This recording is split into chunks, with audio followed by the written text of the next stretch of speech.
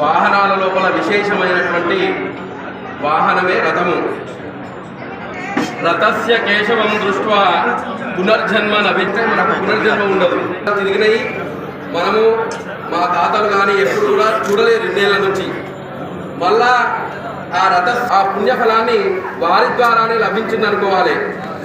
బందీకాలం నుంచి బయటపడ్డట్టయి 35 ఏళ్ళ తర్వాత మళ్ళా స్వస్థలానికి పుట్టిల్లుకు చేరుకునే ఈ ఉత్సవ విగ్రహాలంటే ఎంతో కన్నుల పండుగ ఉన్నది.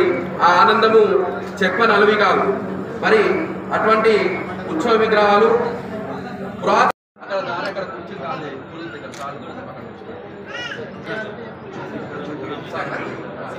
స్వామి అందరూ బ్రహ్మోత్సవం మొదలైనవి ఉత్సవ విగ్రహాలు 35 ఏళ్ళ కింద ప్రభుత్వం చేస్తున్నది.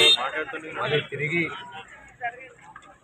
ఆ ఉత్సవ విగ్రహాలు తీసుకురావడం జరిగింది. స్వామివారి ఆశీస్సులతో ఈరోజు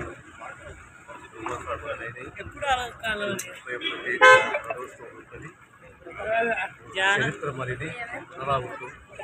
ఆ కాలంలో ఎక్కువ విలువ చాలా లేదు, జ్ఞాపకం లేదు. కానీ గతంలో ఏ రకంగా అయితే లేదా రథోత్సవం జరుగుతున్నట్టు ఆ కాలంలో అదే పద్ధతిలో అదే రీతిలో అదే పద్ధతిలో మళ్ళీ రథోత్సవం